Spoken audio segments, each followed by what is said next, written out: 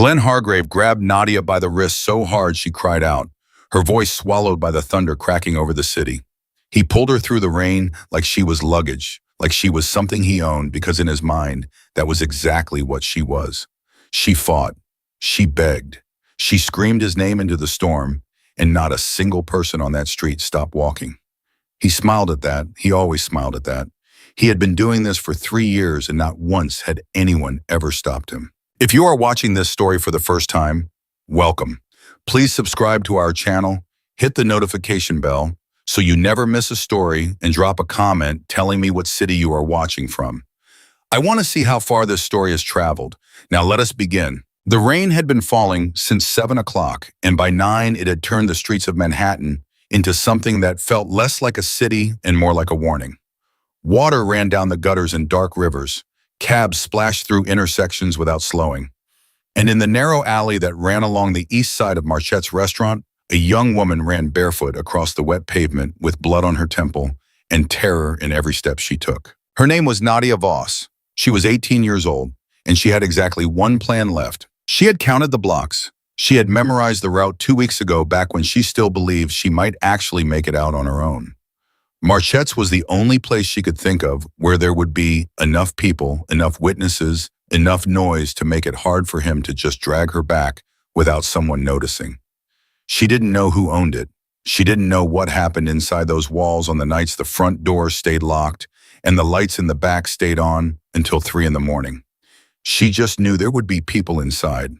And right now, people were the only thing standing between her and Glenn Hargrave. She hit the back door with her shoulder, and it gave way easier than she expected, sending her stumbling into a long corridor that smelled like garlic and burning wood and something expensive she couldn't name.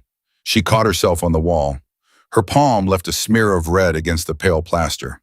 She looked at it for half a second, then kept moving. The hallway opened into the main dining room, and she stopped. Every single person in that room turned to look at her at the exact same moment. It wasn't a slow, drifting kind of attention. It was immediate, total, like a switch had been thrown. Forks went still, glasses paused halfway to mouths. A man in a charcoal suit near the bar stopped speaking mid-sentence and did not finish it. The pianist in the corner lifted his hands from the keys, and the last note hung in the air and then dissolved. Nadia stood there soaking wet, her dress torn at the shoulder, her feet bare, and bleeding from something she had stepped on 2 blocks back.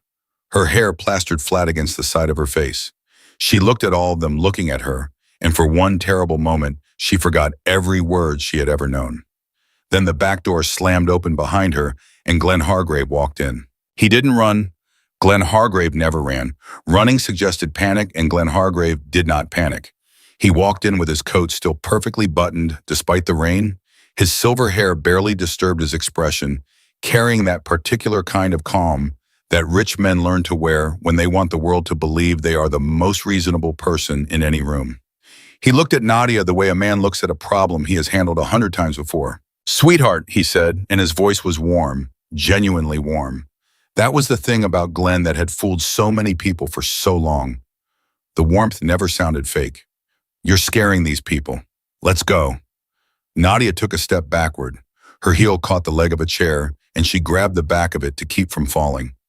"Don't," she said, just that one word, like a wall. Glenn spread his hands slightly, a gesture of openness, of reasonableness, turning slightly so that some of his apology was directed at the room. "I'm so sorry," he said. "She has episodes. She's been under an enormous amount of stress, and she sometimes—" "Don't say that."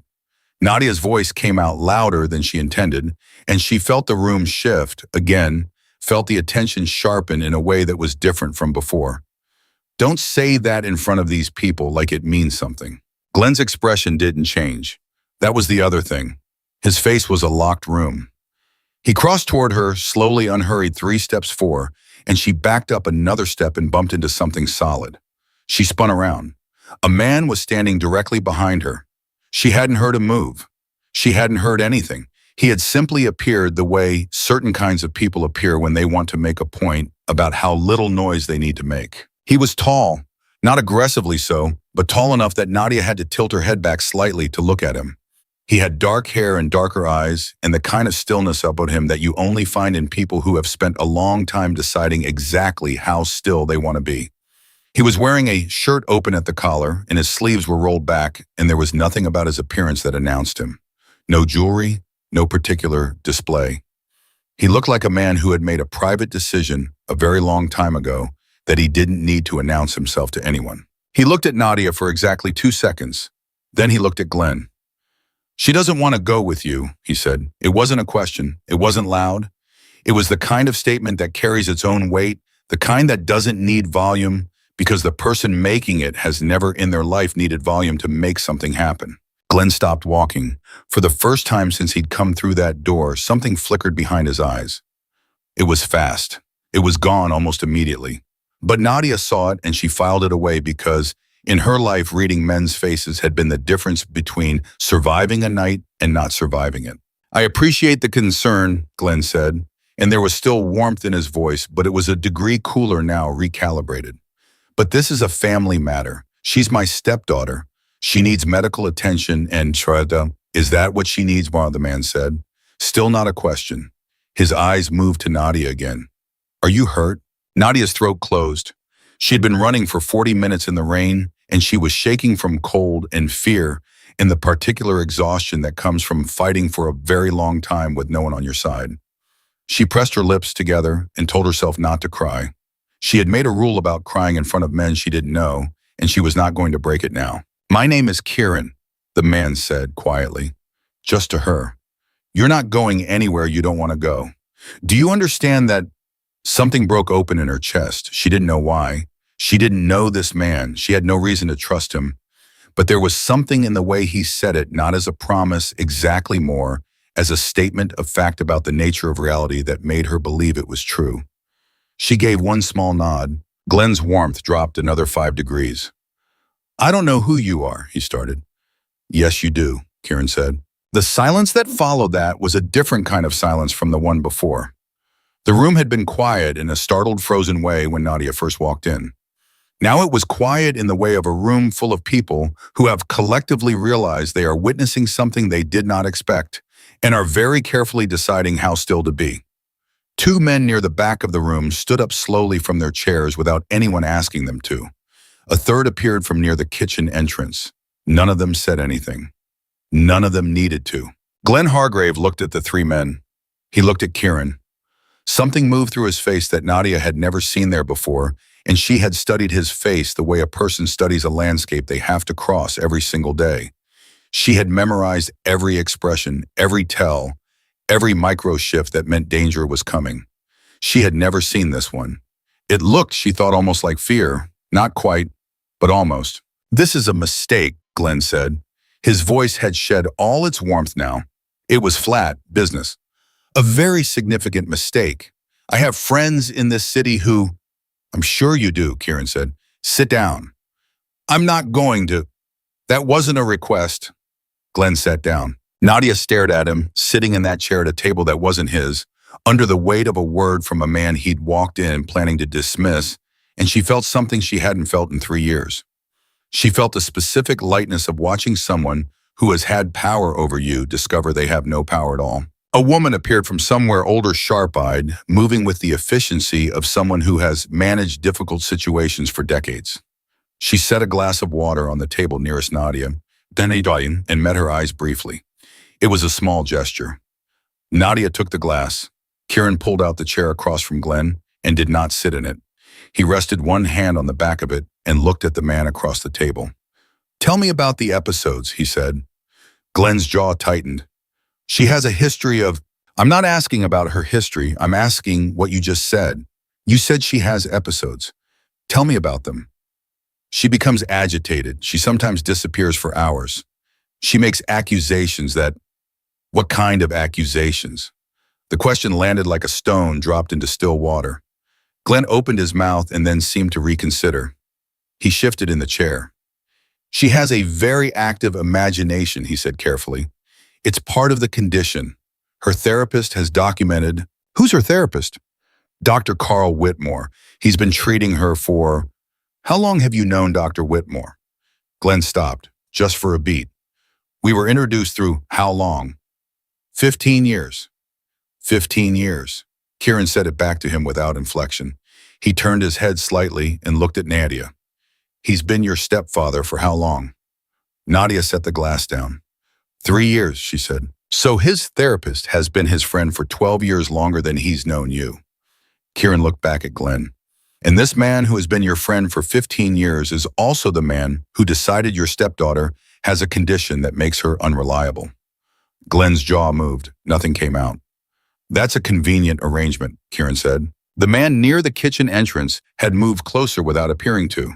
Nadia noticed it the way she noticed everything now automatically, the way you learn to track movement when your survival depends on knowing where people are at all times.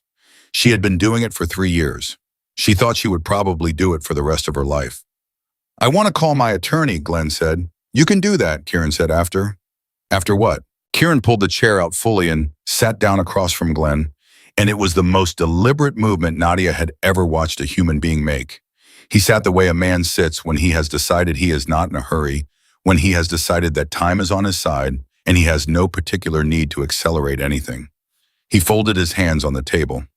After she talks, he said. Glenn looked at Nadia. There was nothing warm in his face now. There was nothing at all in his face. It was the face she knew, the private one. The one that came out when there was no audience, when it was just the two of them, and she had done something or said something or been somewhere she wasn't supposed to be, and it was the face that preceded everything that had happened to her in 3 years that she had not been able to tell anyone about. Her chest went cold.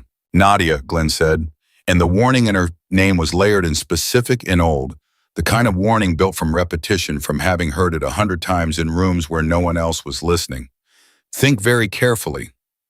Don't talk to her, Kieran said. She's my Kim. Don't talk to her. He said it the same way he'd said the first thing, no louder, no harder, just the same flat certainty.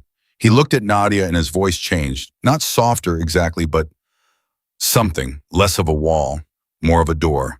Take your time, he said. No one is going anywhere. Nadia looked at Glenn. She had looked at him across 1,000 different rooms in 3 years, looked at him and calculated. Looked at him and waited. Looked at him and said the things that kept her safe for another day, another week, another month. She had learned to survive him by being invisible, by being quiet, by being exactly what he needed her to be so that nothing got worse. She had told herself it was strategy.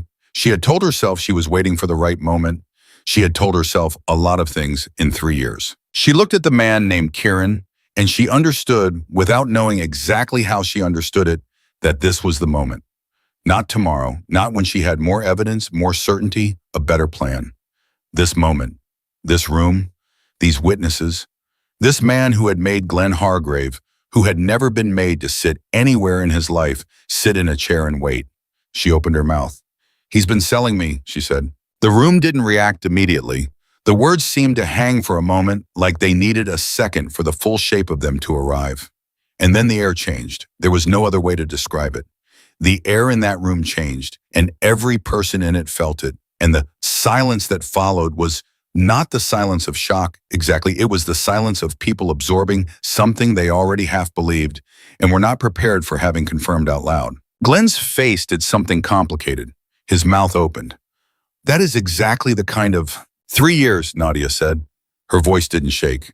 She was surprised by that. She had thought when she finally said this to someone who might actually listen, that she would fall apart, that she would cry or lose her breath or have to stop and start over.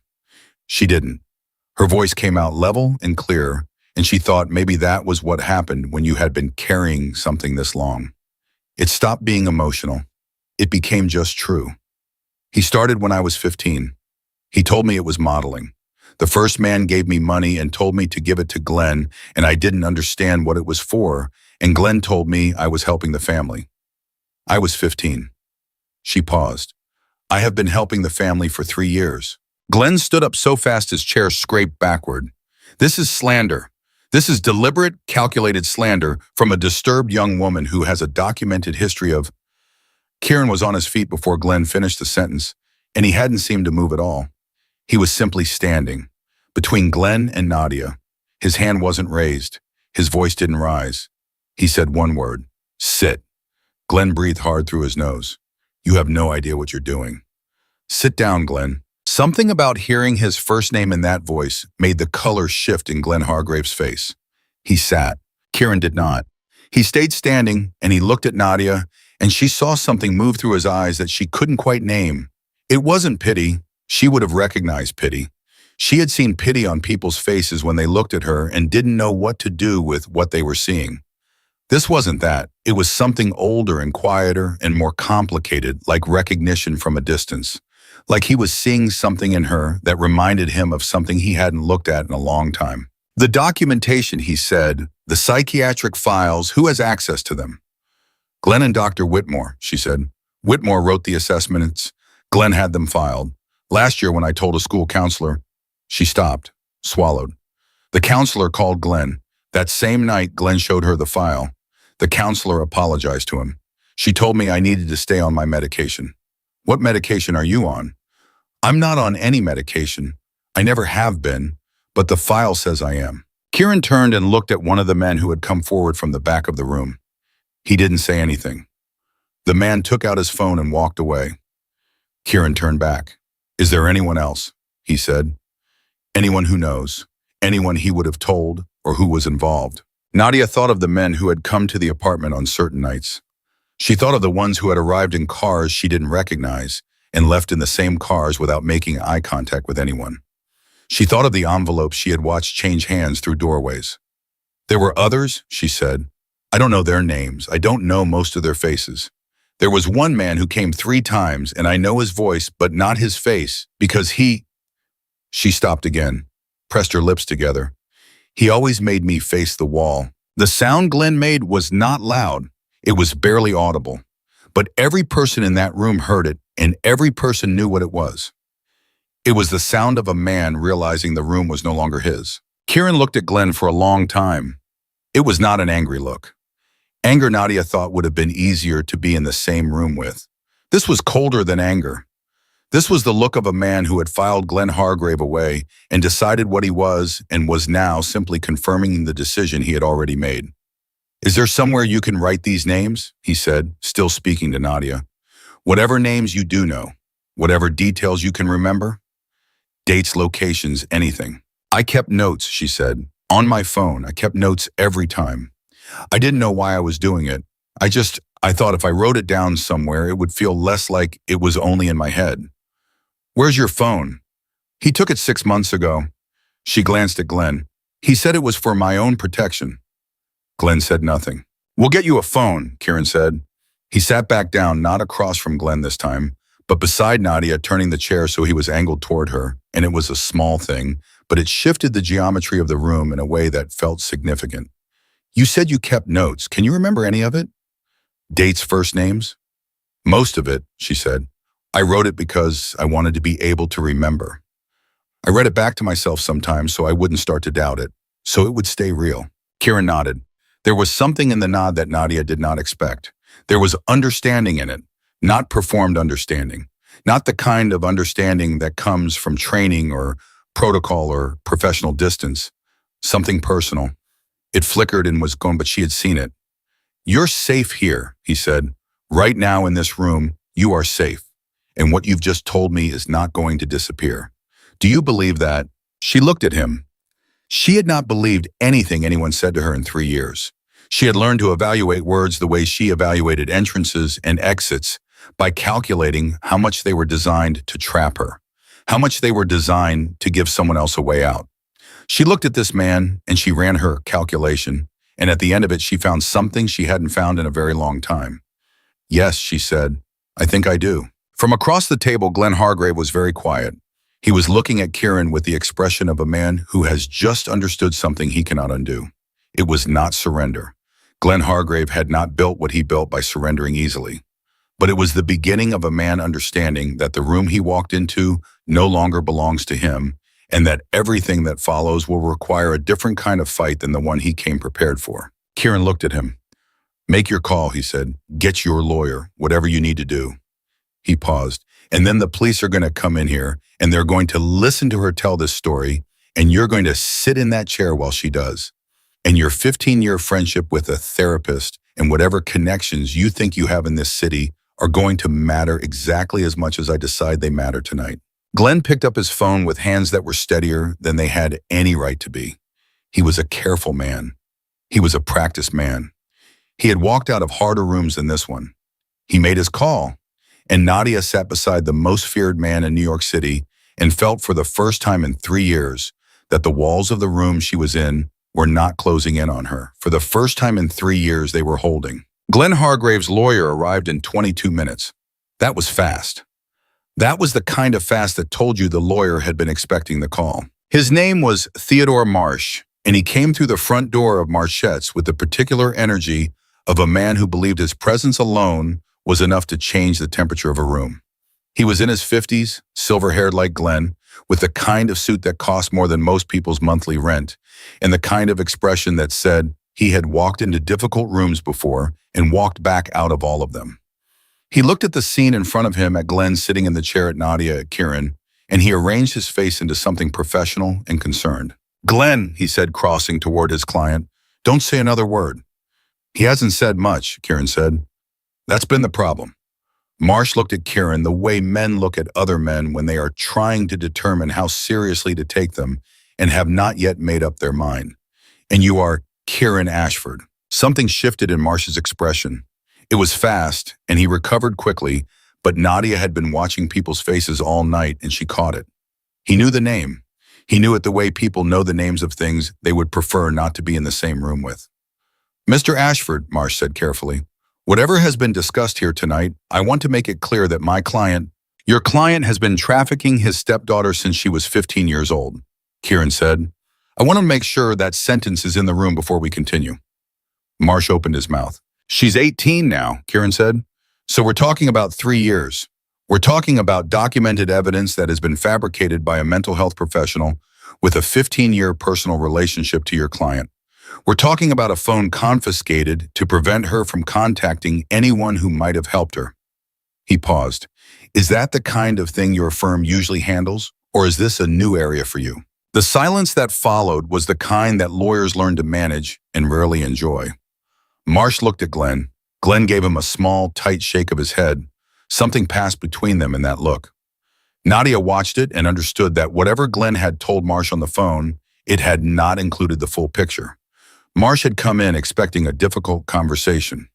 He had not come in expecting this. "I'd like a moment alone with my client," Marsh said. "You can have it," Kieran said. "After the police arrive." Marsh's composure cracked just for a second. "You've called the police." 40 minutes ago." Glenn's head came up sharply. "You had no right." "I had every right," Kieran said. "This young woman came into my restaurant bleeding and afraid.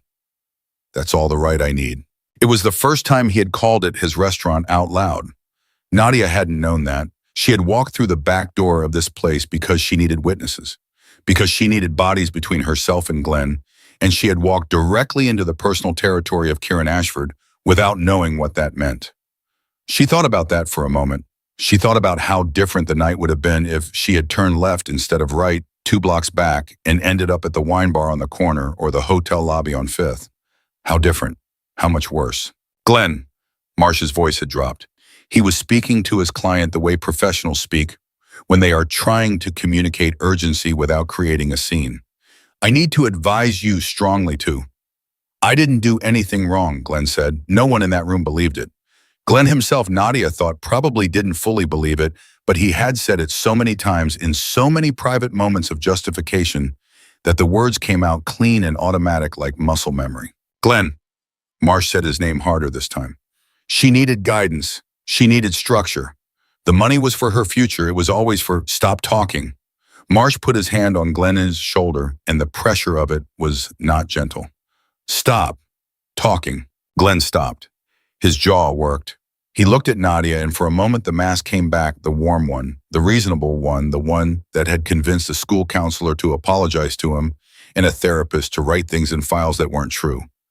"Nadia," he said, "you know how this ends. You know what happens when you do things like this. You've been through it before. Do you remember what it was like afterward?" Nadia's hands tightened in her lap. She remembered. She remembered exactly what it was like afterward, the aftermath of every time she had tried to say something to someone. The isolation that followed the conversations Glenn had with people she trusted, the way those people looked at her differently for weeks until she stopped looking like a threat and started looking like a problem again. She remembered it in her body before she remembered it in her mind. Kieran leaned forward slightly, not toward Glenn, toward Nadia. "You don't have to respond to him," he said. "You don't have to respond to anything he says. That's over."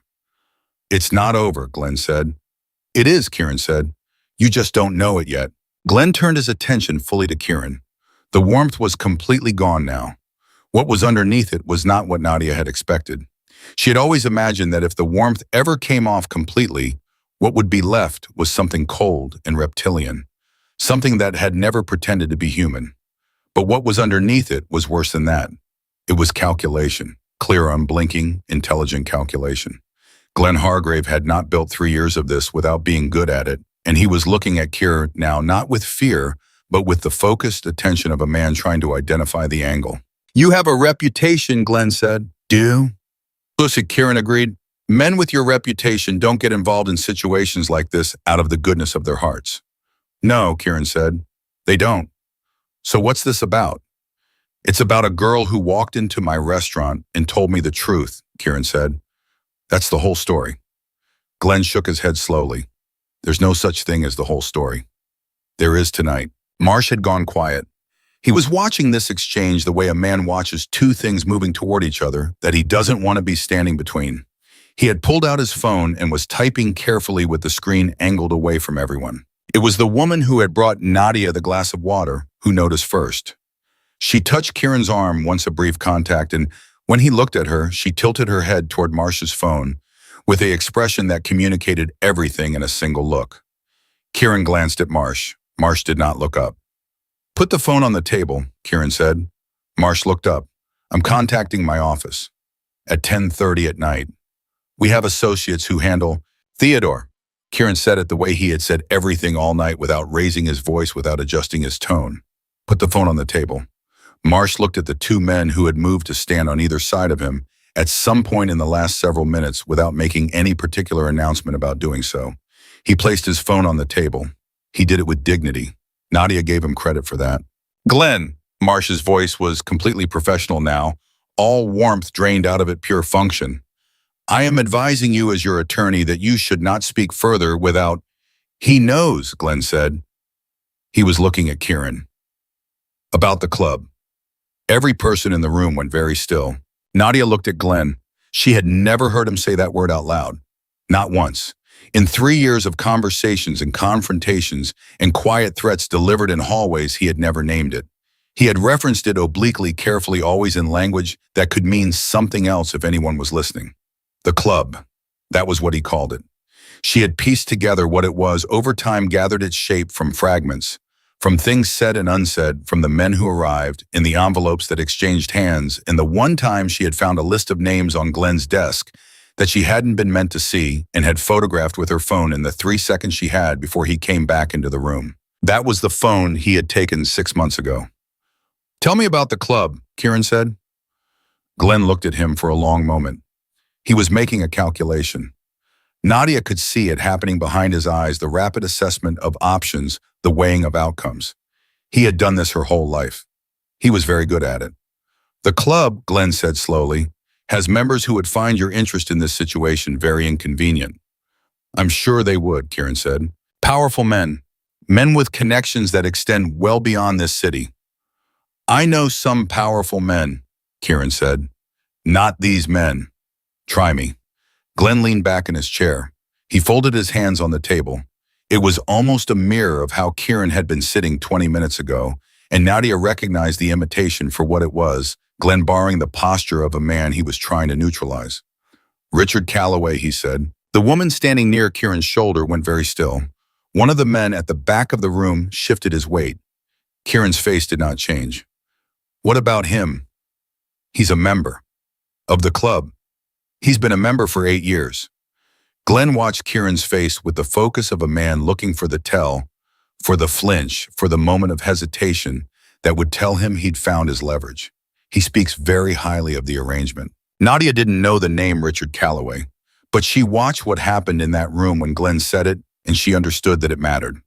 She watched Kieran file it away behind an expression that gave nothing, and she watched the woman near his shoulder make a decision about something without saying a word, and she watched the dynamic in the room reorganize itself around a name she'd never heard before. 8 years, Kieran said. He joined 2 years before I did, Glenn said. He's the one who introduced me to the concept.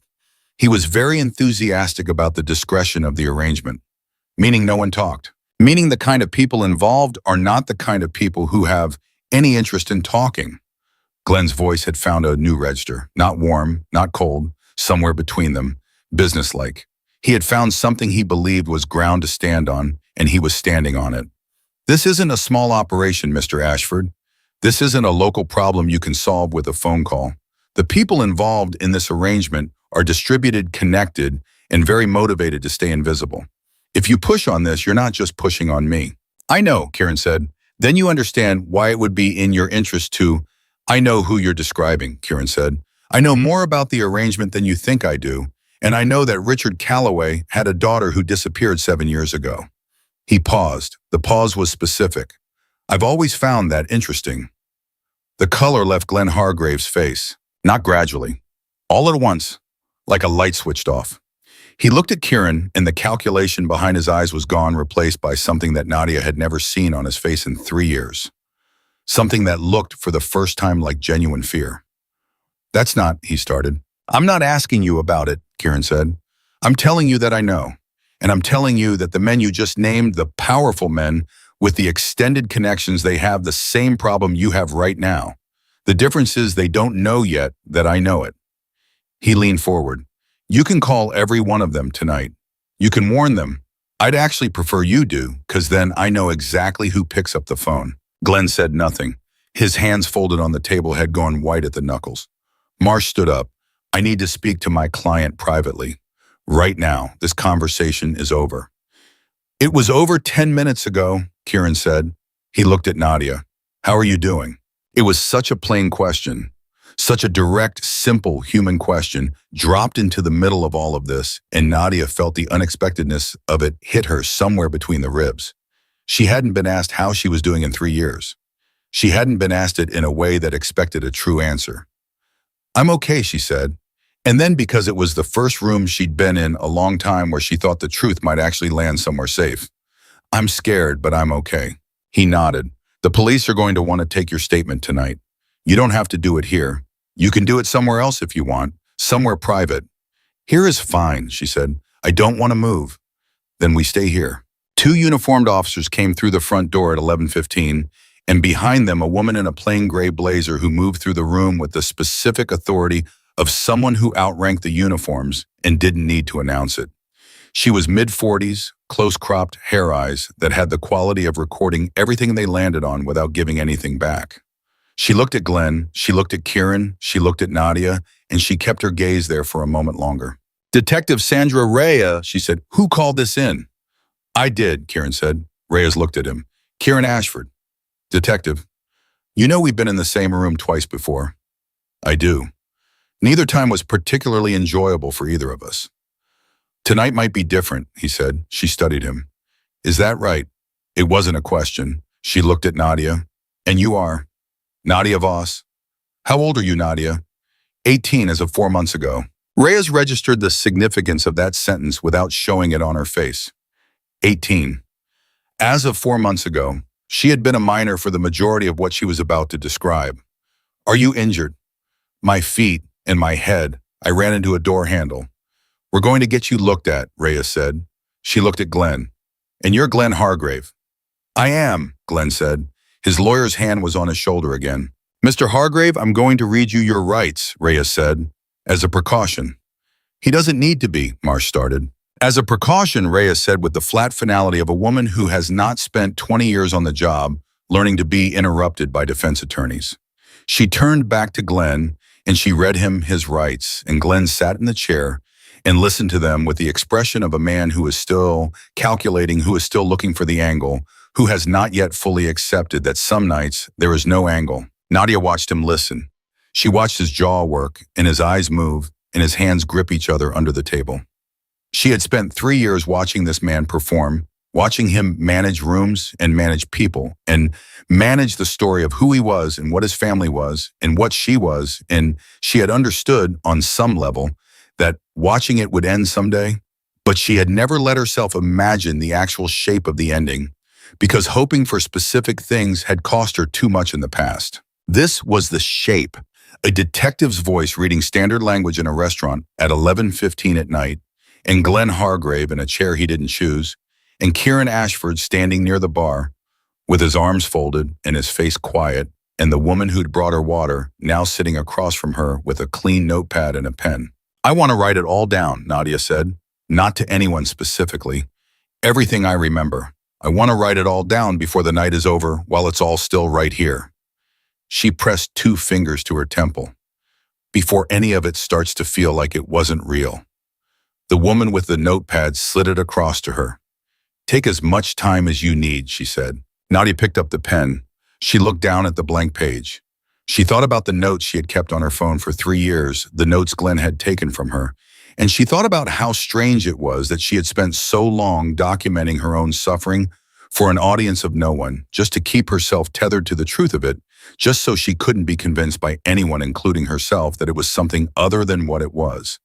And now she was about to write it again, this time for people whose job was to listen. She started writing. Glenn Hargrave watched her write and said nothing. His lawyer said nothing. Detective Reyes stood with her arms folded and let the room be what it was. And Kieran Ashford, who had built an empire on the principle that power was a thing you demonstrated through restraint, stood near the window and looked at the street outside and thought about a name he hadn't said out loud in 7 years and felt something in his chest that was not anger and was not relief and was not grief exactly, but was made of all 3 of them in proportions he wasn't prepared to measure yet. The pen moved across the page. The rain continued. And Glenn Hargrave's world, which had been built slowly and carefully and with enormous attention to which people knew which pieces of it, began to come apart at a speed that surprised even the people who were taking it apart. She wrote the way she had kept notes on her phone in the same order, the same way the memories lived in her body, rather than in any logical sequence. She wrote dates when she could remember them and approximate months when she couldn't. She wrote first names and physical descriptions and the make of a car she had been put into on a Tuesday in February 2 years ago that she had never forgotten because the driver had left the radio on and a song had been playing that she had never been able to listen to since. She wrote the name of the hotel on 48th Street where Glenn had taken her 4 times in the first year before he got comfortable enough with the arrangement to stop using neutral locations. She wrote the name of the man who had come 3 times and made her face the wall because she didn't know his face, but she knew his voice, and she wrote a description of it, the specific flatness of it, the way he said certain words, because she had learned that voices were a kind of fingerprint if you paid close enough attention, and she had paid attention to everything, because paying attention had been the only form of power she had. Detective Reyes read each page as Nadia finished it, passing them to the officer behind her without comment, her face giving nothing. Once she asked a clarifying question. Once she asked Nadia to describe a location in more detail. Both times she asked it the same way, flat and direct, without the particular softness that people sometimes put into their voices when they were talking to someone they felt sorry for, and Nadia appreciated that more than she could have explained. She didn't want softness right now. She wanted to be taken seriously.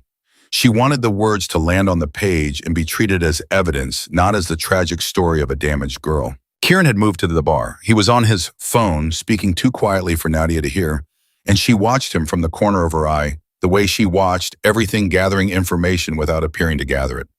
He made 3 calls in 20 minutes. The 3rd one lasted the longest.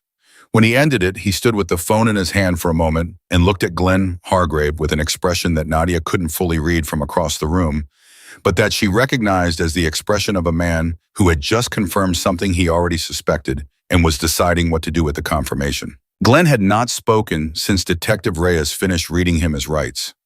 Marsh had leaned in twice to whisper something, and both times Glenn had given a small shake of his head. He was waiting. Nadia knew what that meant. Glenn waiting was not Glenn giving up. Glenn waiting was Glenn letting you build out your position so he could find the gap in it. She kept writing. It was the name Richard Calloway that changed the night a second time. Reyes came back from a brief conversation by the door, And she looked at Kieran and she said the name in a low voice, asking, not telling. And Kieran confirmed it, and something shifted in Reyes's face that had not shifted through 40 minutes of reading Nadia's account of 3 years of abuse. She looked at Glenn with new attention, the kind of attention that meant she was reorganizing what she thought she was dealing with. Calloway is on your list, she said to Glenn. It was not quite a question. Marsh said, my client is not. Calloway, Glenn said. Marsh pressed his lips together. Richard Calloway, yes. He was a member for 8 years. He was the one who structured the financial arrangement. I didn't build this, detective. I joined something that already existed. He said it like it was a mitigating fact, like the existence of the structure before him reduced his share of it. Richard Calloway has been running this network since before I was part of it. Whatever you think I am not the architect. The room was very quiet. Reyes looked at Kieran. Something passed between them that was not warm exactly, but was the look of two people who have just found themselves on the same side of a line they didn't expect to cross together. She pulled out her phone. How high does this go? She said, not to Glenn, to Kieran. High enough that you're going to need to make some calls before you make some other calls, he said. There are people in the chain who have friends in departments you'd normally call first. You need to go around them. Reyes looked at him for a moment. You're telling me how to run my investigation. I'm telling you what I know, he said. What you do with it is your business. She held his gaze another second. Then she stepped away and made a call. Nadia set the pen down. Her hand was cramped. She looked at the pages. She had filled 12 of them and felt something that was not quite relief and not quite exhaustion, but was made of both. The woman with the notepad gathered the pages carefully, each one handled like something that mattered, and that small gesture, the care of it, hit Nadia somewhere she hadn't expected. Glenn was watching her. She looked up and met his eyes and did not look away first. That was new? In 3 years, she had never been the one to hold his gaze without looking away first, and the fact that she could do it now in this room in front of these people told her something about herself that she filed away to look at later when she had the privacy to feel what it meant. You think you fixed something, Glenn said. His voice was low. Marsh reached for his arm, and Glenn pulled it away without breaking eye contact with Nadia. You think tonight is the end of something. You're 18 years old and you don't understand how things work. Mr. Hargrave, Marsh said sharply. She needs to understand, Glenn said. Richard Calloway has been untouchable for 11 years. The men in this network have survived 3 separate federal investigations. 3. Whatever she's written on those pages, whatever this man thinks he knows, it doesn't matter. These people close ranks. They always have. Glenn, Marsh was on his feet. Stop talking. I'm not trying to frighten her, Glenn said, and he sounded sincere, and the sincerity of it was the most frightening thing he had said all night. I'm trying to prepare her, because whatever happens to me tonight, whatever they charge me with, there are men in this network who will see her as a liability, who have always seen the girls as liabilities, and I have been the thing standing between her and that. Nadia stared at him. She felt the old pull of it, the particular way Glenn framed things, so that his control of her sounded like protection, so that his proximity sounded like safety, so that the cage he had built around her life sounded like a shelter from something worse outside. She had believed it once. She had believed it for longer than she wanted to admit, because the alternative was believing that there was nothing between her and something worse. And that was a thought she hadn't been able to hold without breaking. She looked at him and she thought about the notes she had kept. She thought about the dates and the names and the hotel on 48th Street and the man with the flat voice. She thought about the 3 years of writing things down so she wouldn't let herself be talked out of what was real. She thought about the phone he had taken. I know what you're doing, she said. Glenn blinked. Just once. But she saw it. I know what that sounds like, she said. I know how it's built. You've been building it since I was 15. You make the cage sound like walls, and the walls sound like protection, and you make yourself sound like the only thing between me and something worse. I wrote it down. I wrote down every time you did it, the exact words you used, the exact way you made me feel like leaving you was more dangerous than staying. She leaned forward slightly. I have 12 pages of evidence that you are what they're going to charge you with, and I have 3 years of notes in my head about exactly how you work. So don't. Her voice was steady. She was surprised by how steady it was. Don't do that to me again. Glenn looked at her for a long time. The warmth was gone, and the calculation was gone, and what was under those things, what lived at the very bottom of Glenn Hargrave's face, was something that looked almost like regret. Not for what he had done. She wasn't naive enough to believe that. Regret for the fact that she had learned him well enough to see it coming. Regret that the girl he had spent 3 years making small had turned out to have a better memory than he'd counted on. He said nothing. Kieran came back from the bar, and he looked at Nadia and then at Glenn, and he read the room the way he read all rooms, instantly and completely. He sat down in the chair he'd taken before beside Nadia, not across from her, and he said quietly, "You doing all right?" "Yes," she said. And then, because the question deserved more than the reflexive answer, he just tried the thing he always tries. "I told him I knew what he was doing." Kieran looked at Glenn. "Did it work?" "No," she said. "Good." He said it simply, no drama in it, just acknowledgement. She felt the simplicity of it settle around her like something solid. Detective Reyes came back from her call, and the energy she brought back with her was different from the energy she'd taken out. She looked at the 2 uniformed officers and gestured with her chin toward Glenn. "We're taking him in," and she said, "Formal booking. The DA's office is being contacted tonight." Marsh stood up immediately. "On what charge?" "We'll start with the ones that fit on the paperwork and work up from there," Reyes said. She looked at Nadia. "I want you to come with me, not to the precinct. There's a facility. It's a civilian space, a victim services location. You'll have a room medical attention for your feet and your head and someone from our department who specializes in cases like this.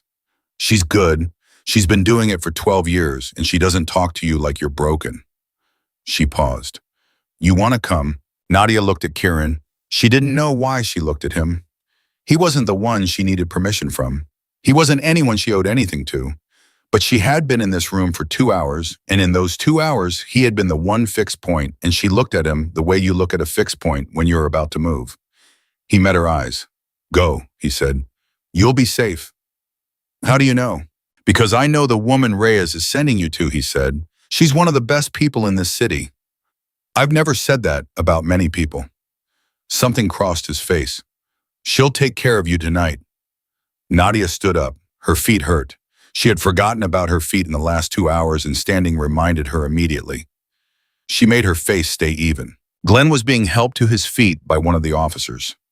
Marsh was speaking quietly into his phone, already pivoting, already beginning the next phase of whatever defense he was going to construct. Glenn straightened up, and he looked at Nadia one last time, and he opened his mouth. "Don't," Kieran said. Glenn closed his mouth. They took him out through the front door. Marsh followed still on his phone. The room, which had been full of a specific held tension for 2 hours, released something when the door closed behind them. Nadia heard it in the way people in the room let out breath they hadn't known they were holding. A man near the back of the room sat back down in his chair.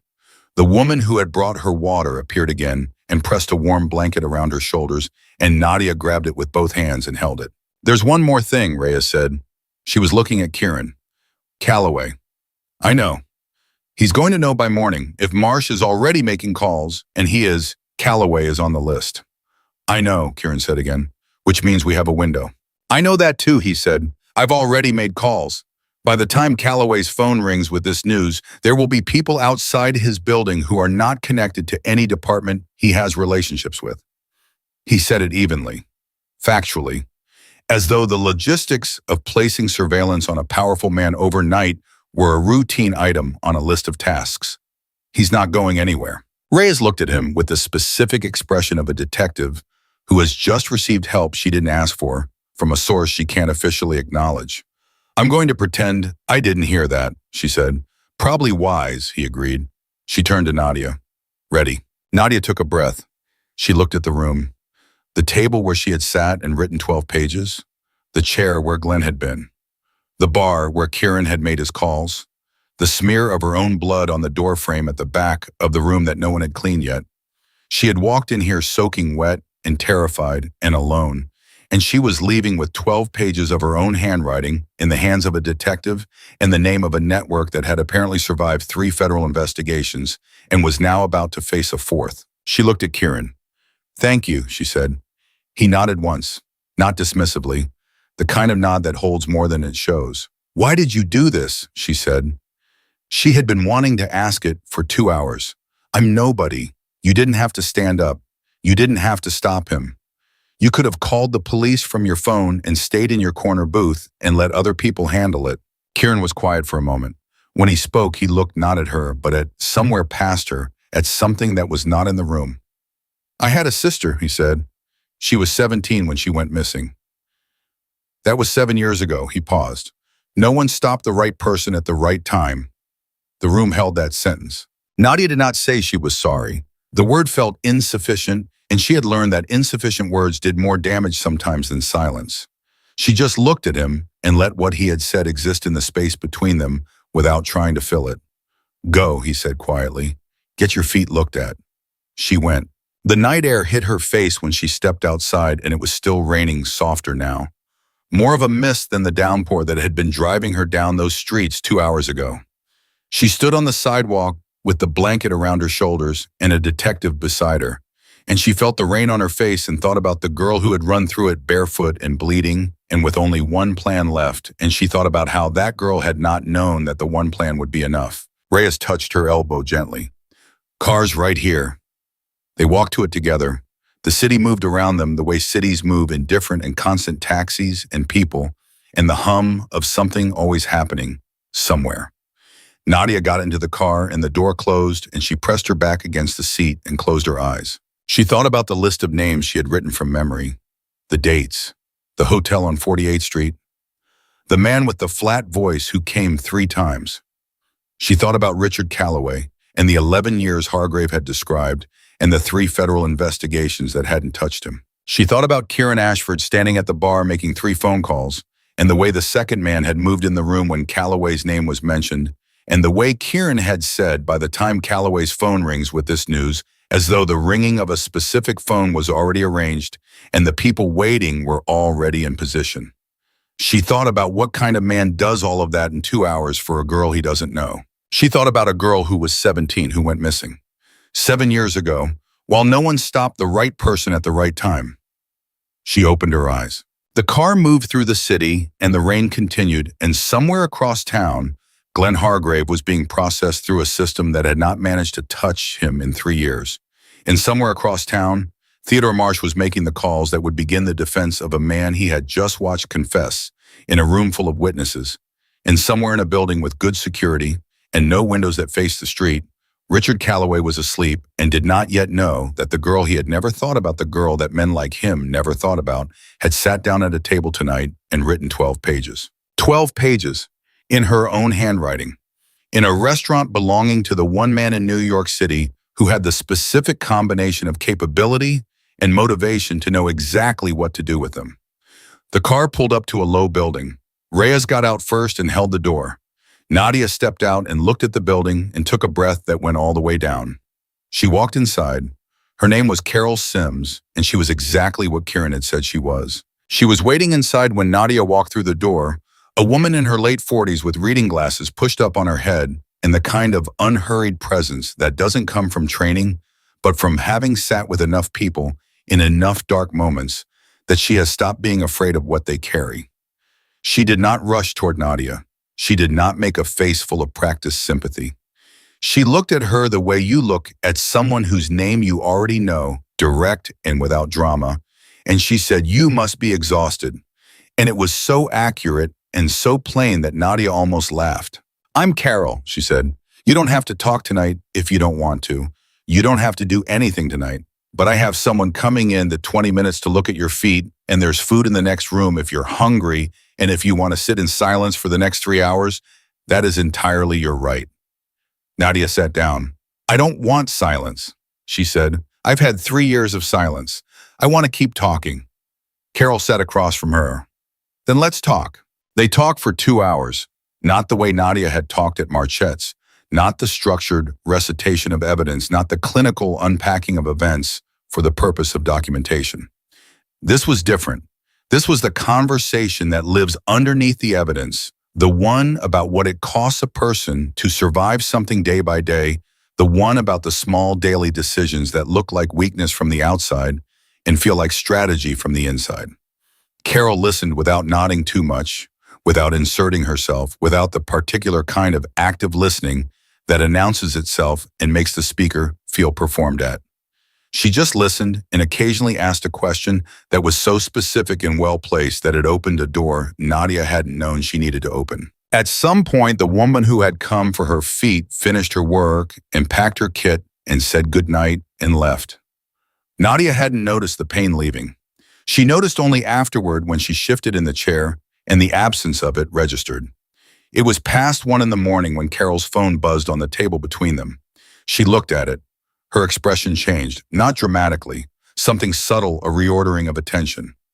"What is it?" Nadia said. Carol turned the phone over. "Richard Calloway," she said. "He was picked up an hour ago." Nadia went still. "Picked up? By who?" "Federal agents, not the city." Carol looked at her steadily. "Whoever made those calls tonight made them to the right people." Nadia thought about Kieran at the bar. 3 calls, the third one the longest. She thought about him saying by the time Calloway's phone rings with this news, there will be people outside his building, and she understood now what kind of people he had meant. Not detectives with city badges, not anyone that Richard Calloway's network of relationships could reach. Someone operating on a different track entirely. She thought about what kind of man has the ability to make a federal pickup happen in under 3 hours in the middle of the night, and she sat with the full weight of what that meant about Kieran Ashford, and she did not look away from it. "Is he talking?" she said. "Not yet," Carol said. "But his attorney is already trying to negotiate." "Negotiate what?" Carol was quiet for a moment. The kind of quiet that means the answer is complicated, and she is deciding how much of the complication to share. "Calloway knows things," she said, "about the network, about its members, about operations that go beyond what you described tonight. The people who picked him up know that he knows these things, and Calloway knows that they know, so his attorney is trying to turn that into something." She looked at Nadia. "What that means for you is that the case gets bigger before it gets smaller.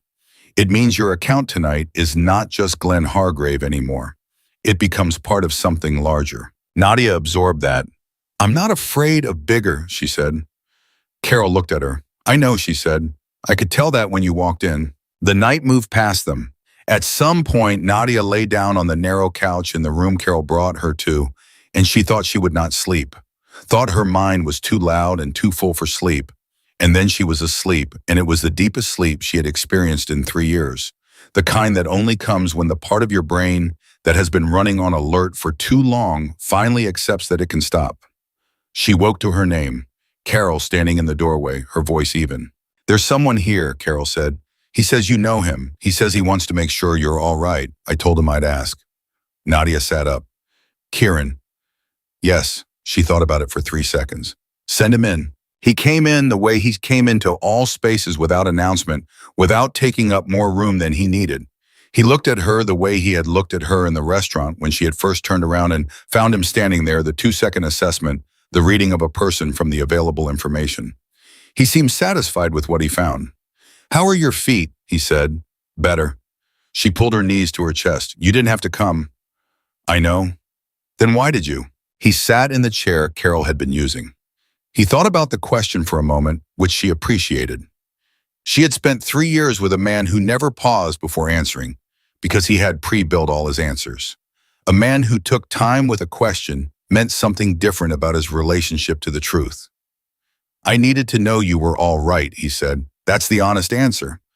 "Carol told me about Calloway," she said. Something moved through his face. "Good. You made that happen." "I made some calls." "Kieran." She looked at him directly. "I know what 3 calls in 3 hours means.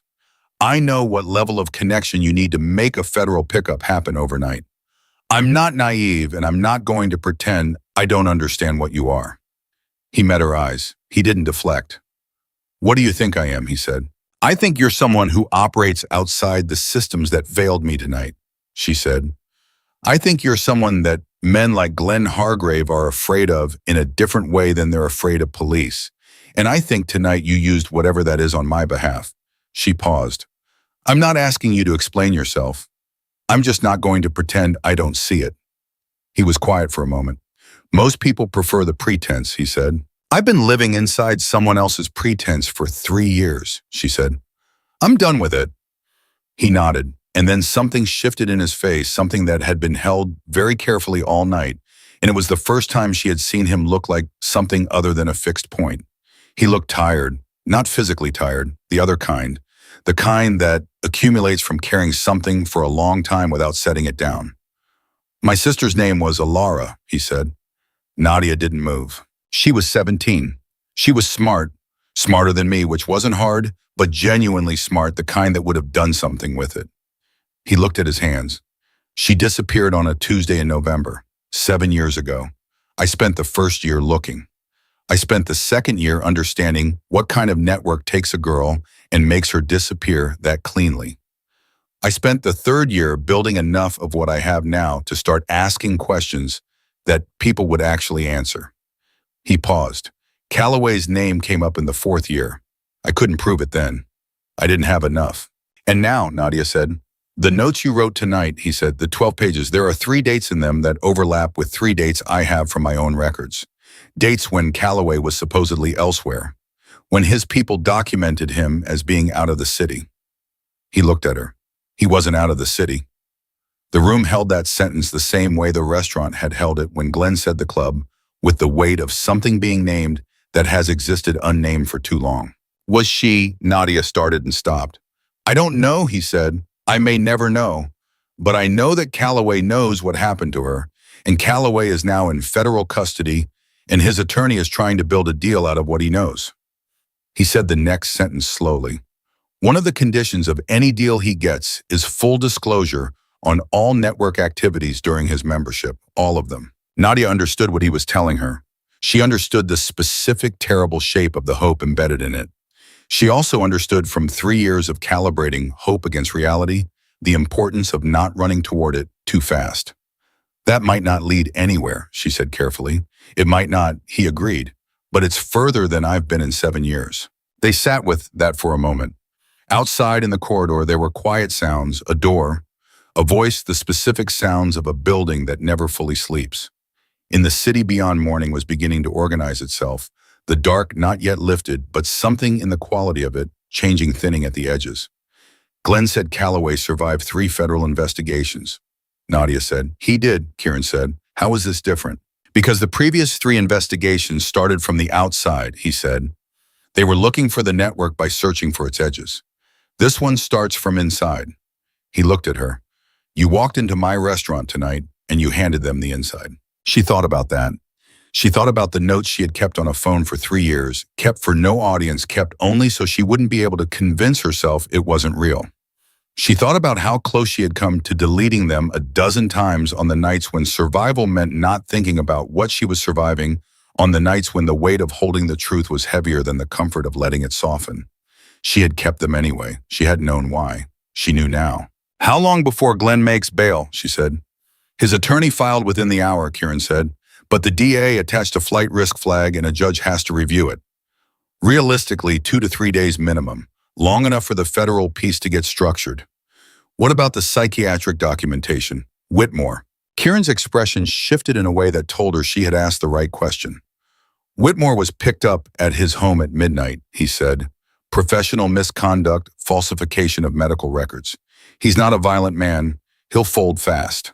Nadia thought about Dr. Carl Whitmore, who she had never met, who had written detailed clinical assessments of a girl he had never evaluated, who had given Glenn Hargrave a medical file to use against her like a weapon. She felt something about that wasn't quite anger. It was something colder. The specific feeling of having been erased on paper by someone who never looked at your face. He should fold fast, she said. He will, Kieran said. His license is the only thing he values. They'll use it. A knock at the door. Carol opened it without waiting, which meant the knock was courtesy, not request. She looked at Kieran. There's a call for you, she said. Reyes. Kieran stood up. He looked at Nadia. I'll be back. He was gone for 11 minutes. Nadia counted them not from anxiety, but from habit, from the practice of measuring time in absences, which was a skill she had developed and would probably spend years unlearning. When he came back, his face had the quality of a face that has absorbed new information and is still processing where to file it. What happened? She said. He sat down. He took a breath that was not quite a sigh. Calloway talked, he said. Nadia felt the room contract and expand around that sentence. Already. His attorney convinced him that cooperation was his only option. Federal holding no city connections, his usual routes of pressure closed off. He looked at her. He named 18 members of the network. He described their structure, their financial system, the way they communicated. He named the locations they used over the past 11 years. 18, she said. 18 confirmed. They believe there are more who were peripheral, associate level, but 18 core members. He paused. Glenn Hargrave was number 6 on the list. Not a founder, not a leader, but deeply embedded, long enough to know everything. Nadia absorbed this. 18 men. 18 men who had built a system around the belief that certain people were invisible, that certain girls were resources, rather than people, that the architecture of power and money was enough to keep the truth at a manageable distance indefinitely. 18 men who had gone to sleep 2 nights ago believing that was still true. Does Calloway know where Alara is? She said. She asked it the way she asked everything now, directly without softening it, because soft questions got soft answers, and soft answers had nearly destroyed her. Kieran looked at the space in front of him. He knows what happened to her, he said, in the first year. He knows where she was taken and who took her and what facility she was brought to. He stopped. His jaw worked once. She's not in that facility anymore. She hasn't been for 6 years. Kieran, she's alive, he said. His voice was very controlled. The kind of control that is not calm, but is the thing you build over calm to keep it from breaking at the wrong moment. She's alive. She was moved out of the network in the 2nd year. A woman who worked at the facility, she understood what was happening. She got 3 girls out through a contact at a church organization in Pennsylvania. Ilara was one of the 3. The silence was total. She's alive, Nadia said. She's alive. He said it again as though he was still calibrating the reality of it against the 7 years of not knowing. Reyes is trying to locate her through the church organization now. She's had 6 years to be somewhere, to be someone. He looked at Nadia, and there was something in his eyes that she had not seen there all night, something that the control was not quite containing. She would be 24 now. Nadia thought about what it meant to be 24 after being taken at 17 and then released into an unknown life with 6 years between you and what happened. She thought about the version of that she knew from the inside, the way you rebuild a sense of yourself from what's left, the way the self doesn't disappear, but has to be located again piece by piece, sometimes in places you didn't expect it. She thought about what it would mean for a woman who had been missing for 7 years to hear that someone had never stopped looking. She's going to need someone when they find her, Nadia said. I know.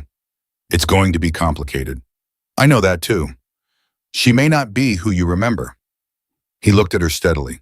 Neither am I, he said. That was the truest thing he had said all night. She recognized it the way you recognize something true, not because you've been told it, but because it matches the shape of something you already know in your body. He was not who he had been before his sister disappeared. She was not who she had been before 3 years of Glenn Hargrave. People who go through certain things do not come out the other side as the same person. They come out as someone built from the same materials, arranged differently, under different pressures, into a different shape. That was not loss exactly. It was just the truth. When they find her, Nadia said, tell her someone who just got out herself says hello. He looked at her for a moment. Then for the first time all night, Kieran Ashford smiled. It was small and it was tired and it was entirely real, and it changed his face in a way that made him look briefly like the person he had been before 7 years of carrying something alone. His phone rang. He looked at it, stood up. It's Reyes, he said. Go, she said. He answered it as he walked out, and she heard his voice in the corridor change, heard the question in it, heard the thing that happened underneath the question when the answer was the one you stopped letting yourself hope for. She didn't hear the words, but she heard the silence afterward, and then she heard him say one thing low and careful, and to no one she could see. Tell me where, he said, and then he was moving. Nadia sat in the quiet room with her bandaged feet and her 12 pages of handwriting and the full scope of a night that had started with her running barefoot through rain toward the only plan she had left.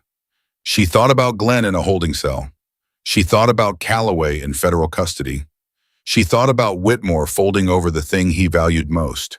She thought about 18 names on a list that was now in the hands of people who couldn't be reached by the connections those 18 men had spent years cultivating. She thought about a woman who was 24 and did not know yet that the night had turned. She thought about Kieran walking fast through a corridor somewhere in this building, phone to his ear, moving toward the first solid piece of information about his sister in 7 years. And she thought about what it costs a person to keep looking for something for 7 years without certainty.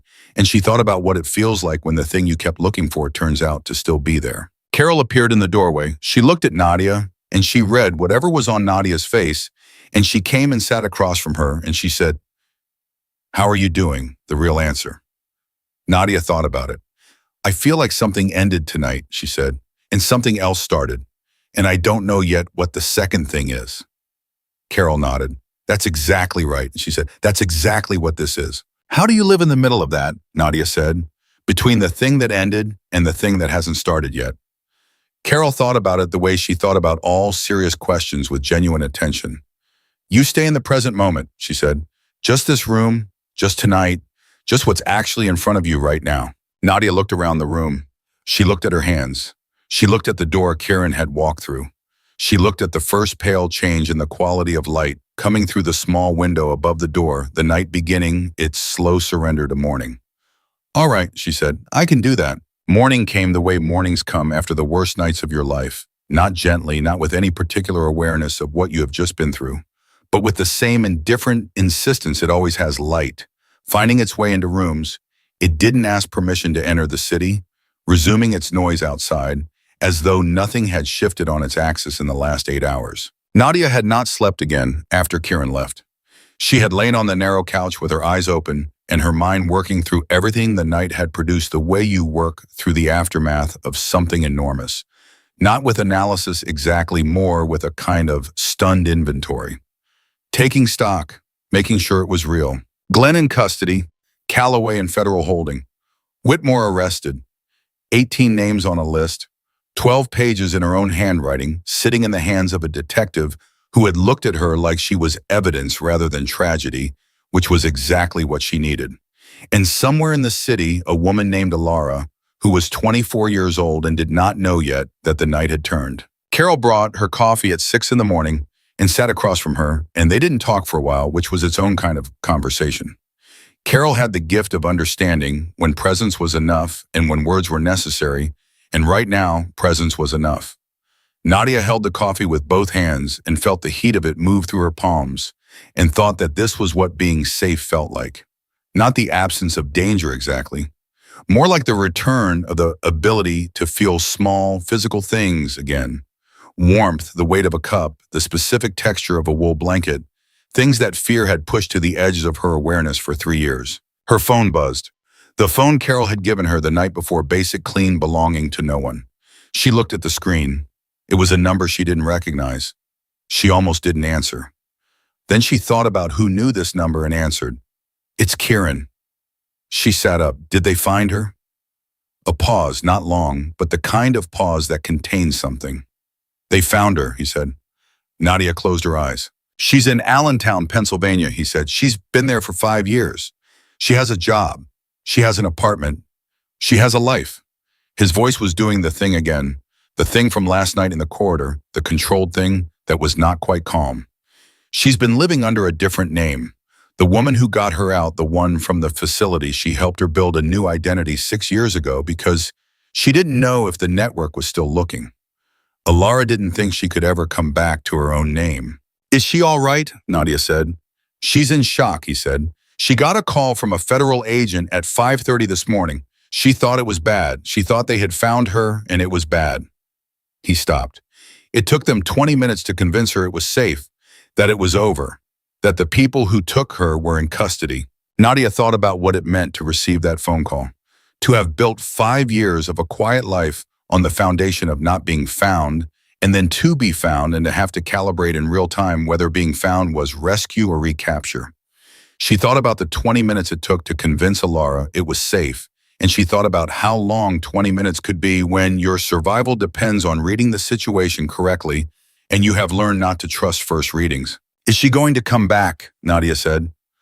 "I don't know," he said. "That's her choice. I told the agent to make sure she understands that. Nobody is making her do anything. Whatever she built there, she doesn't have to dismantle it if she doesn't want to." He paused.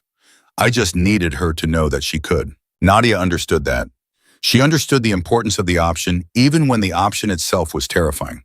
She had spent 3 years with no options, and she understood what it did to a person the way it compressed your sense of what was possible until you stopped being able to imagine anything beyond the immediate moment. The option was the thing. Whether Alara chose to use it or not was secondary to the fact that it existed. "How are you doing?" Nadia said. Kieran was quiet for a moment. "I don't know yet," he said. "I've been holding this thing for 7 years and now it's changed shape, and I don't know how to hold the new shape." Another pause. "I think that's a tomorrow problem." "Yes," she said, "I think it is." "Reyes wants to talk to you this morning," he said. "Not about last night's statement, about what comes next. The federal case is going to need you to be willing to give testimony. Formal testimony, not just the 12 pages. Nadia had expected this. She had been waiting for it the way you wait for a thing you have already decided about. "I know," she said. "I'm willing." "It's going to take a long time," he said. "These cases move slowly. There will be hearings. There will be defense attorneys trying to do what Marsh tried last night to make you sound like something other than what you are. It's going to be hard." "Kieran," she said, "I kept notes on a phone for 3 years in secret because I was afraid that without them I would let myself be convinced that none of it was real. Hard is something I know how to do." Another pause, longer this time. "Yes," he said, "I think it is." Detective Reyes arrived at 8 o'clock. She came in without ceremony, the same gray blazer, the same recording attention, in her eyes a paper cup of coffee in each hand.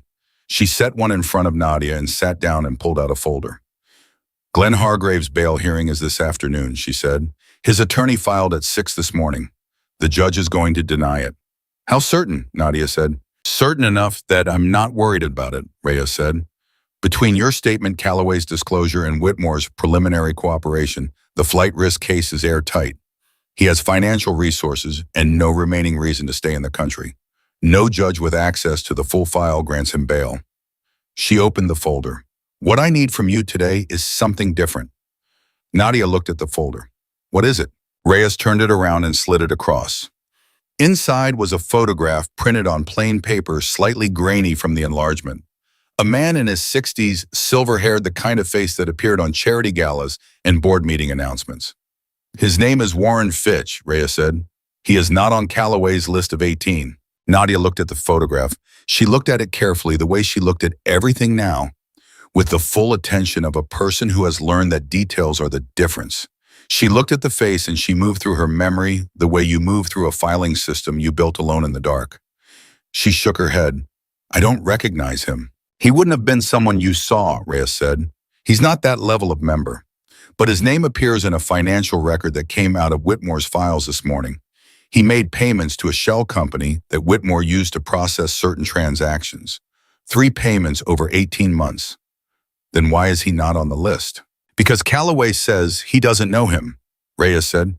"He was either brought in by someone else or he was operating on a parallel track that Calloway wasn't aware of, which means he is either less significant than the 18 or significantly more." Nadia looked at the photograph again. She moved through her 3 years again, more slowly this time. The men she had seen, the ones she had heard but not seen, the voices she had cataloged in the absence of faces. And then something moved in her memory, something she had almost filed wrong, almost dismissed because she hadn't had a face to attach it to. "I don't know his face," she said, "but I might know his voice." Reyes went still in the particular way she went still when something mattered. "Tell me." "There was a man who called Glenn directly," Nadia said, 3 or 4 times over the first year. "I wasn't meant to hear the calls, but the apartment wasn't big enough to avoid them when Glenn forgot to close doors. I never saw him, but I remember the voice because it was specific. He had a speech pattern where he paused slightly before proper nouns, like he was selecting them carefully. His name when Glenn used it was Warren." Reyes looked at her for a long moment. "You're sure?" "I wrote it down," Nadia said. "In the notes. October 2 years ago, Glenn received a call from someone named Warren, who told him that the arrangement in a specific location needed to be modified because of a new tenant in the building. I didn't know what that meant. I just wrote it down." Reyes opened another section of the folder. She pulled out a page and placed it in front of Nadia. It was a transcription, handwritten Nadia's own handwriting from the 12 pages. The entry from October 2 years ago. Reyes tapped it. This one? Yes. The building he referenced, Reyes said. We identified it this morning from another piece of Whitmore's documentation. Warren Fitch owns the building. The room was very quiet. Nadia looked at the photograph again. A man at a charity gala, silver-haired, the kind of face that appeared on board announcements. He had been a landlord to the network. He had owned the physical space where part of what she had survived had happened. He had known what the space was used for, and he had called Glenn Hargrave directly to manage the logistics of it. And he had not appeared on any list because he had been careful. And because careful men with money and property and legitimate faces are the hardest to find. He's going to be arrested, Nadia said. This afternoon, Reyes said. The warrant is being processed now. Nadia pushed the photograph back across the table. She had a sudden and complete understanding of what the next months were going to look like. The calls, the hearings, the defense attorneys and their files and their carefully constructed alternative narratives. The process of feeding detail after detail into a system that moves slowly and without emotion and turns it eventually into something called justice, which is a word that never quite covers the full cost of what it represents. She understood all of it. She was not afraid of it. There's something else, Reyes said. She closed the folded Barwasion, She looked at Nadia with a directness that meant she was about to say something she had been deciding how to say. In Calloway's disclosure last night, in the list of 18 names, there is a name that is going to be public within 48 hours. When it becomes public, it is going to be significant news. It is going to bring a level of media attention to this case that is going to change what your life looks like for a period of time. Nadia waited. Judge Harold Prentice, Reyes said, Federal Circuit, he has been a member of the network for 6 years. The silence that followed was different from all the silences before it. It was the silence of a fact so large that it takes a moment to find all its edges. A federal judge, a man whose position in the system was specifically about deciding the outcomes of cases like the ones that were being built right now. A man who had survived in the network precisely because his position made him useful, and his position was protected by the appearance of being the thing that was supposed to stop people like him. 3 federal investigations, Nadia said. Reyes looked at her. She understood the implication immediately. Yes, she said, we believe Prentice had visibility into at least one of those investigations. We believe he was in a position to flag certain lines of inquiry before they reached critical junctures. Nadia sat back.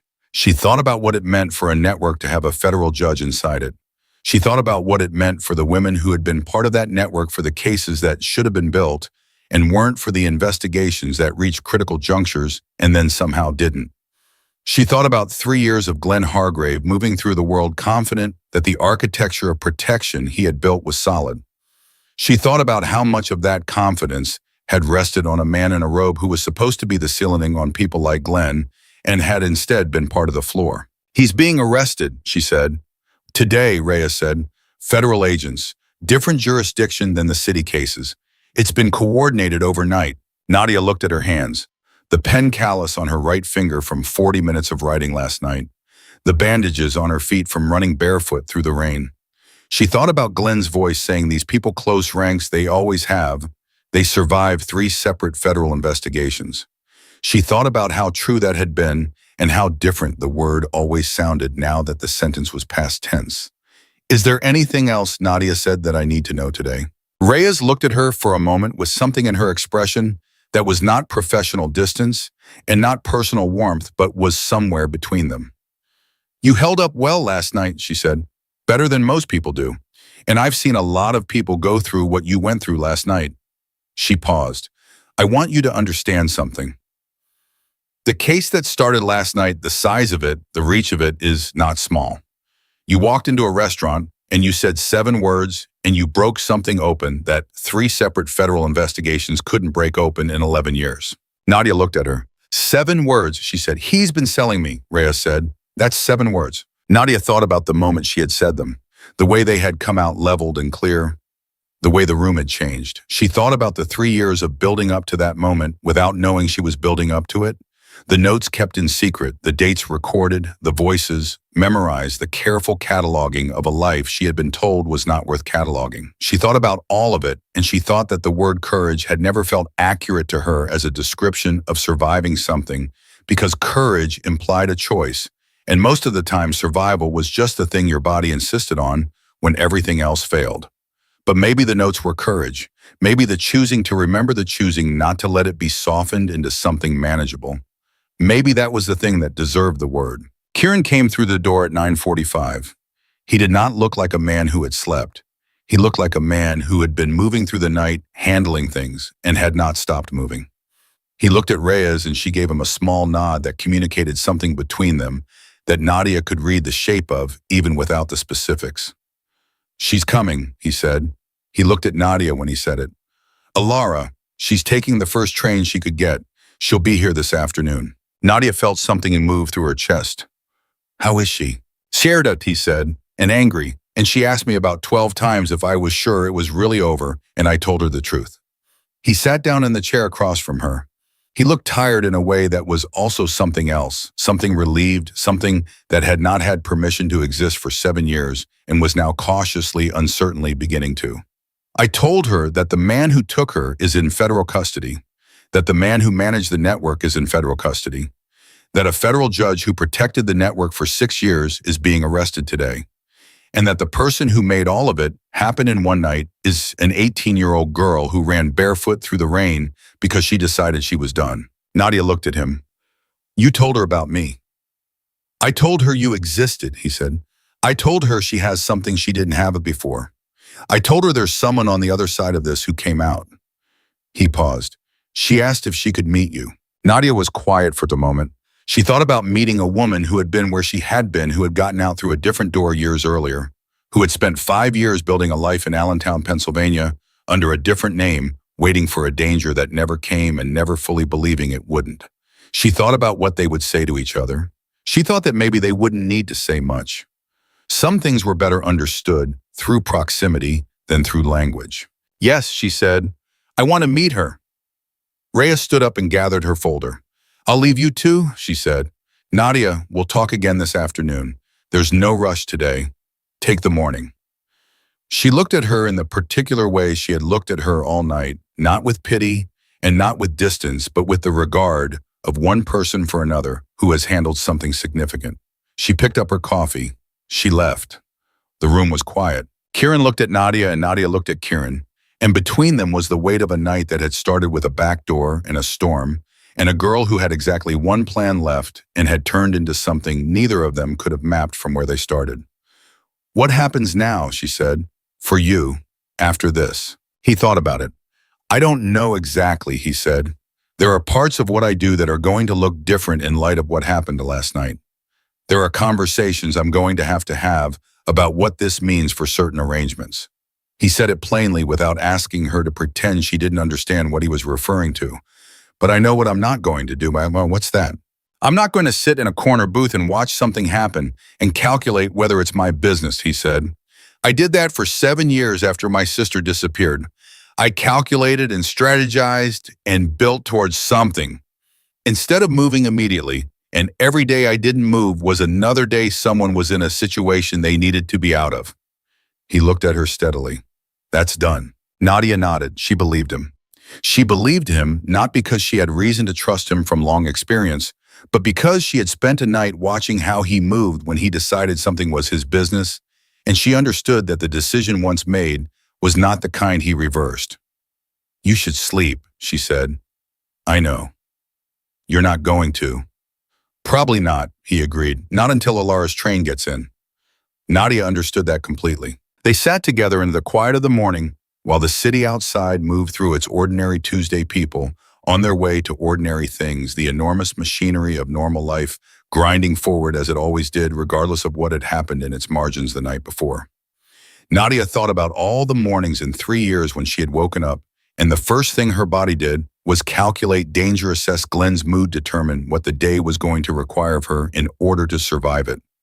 She thought about this morning, waking up in a room that was not his, with bandaged feet and coffee that someone had brought her simply because she was cold and needed it. She thought about the woman she had been 12 hours ago running through rain toward the only plan she had, and she thought about the woman she was now sitting in a room with a federal case being built around her testimony and a detective who had listened and a man who had stood up, and a name on a list that would be public in 48 hours and shake the city to something close to its foundations. She thought about Alara on a train coming toward a city she had left as a girl and was coming back to as a woman moving toward a brother who had spent 7 years looking for her, moving toward a story that was not over, but was finally on different terms. She thought about 12 pages of her own handwriting, 7 words. One back door entered in desperation and exited into something she had not had the imagination to hope for, because hope had been a luxury she could not afford. And now, sitting in this room in the thin light of a Tuesday morning, she was going to have to learn to afford it again. Carol appeared in this doorway. She looked at Kieran and she looked at Nadia, and she read the room the way she read all rooms, completely and without comment. "There's breakfast," she said, "in the next room, if either of you can eat." Kieran looked at Nadia. Nadia looked at Kieran. He stood up first and she followed, and they walked out of the room together into the corridor. And somewhere across the city, Glenn Hargrave's bail hearing was 3 hours away from being denied. And somewhere in federal custody, Richard Calloway was negotiating the terms of what remained of his life. And somewhere in a courtroom, a warrant was being processed for a federal judge who had believed for 6 years that the architecture of his position was impenetrable.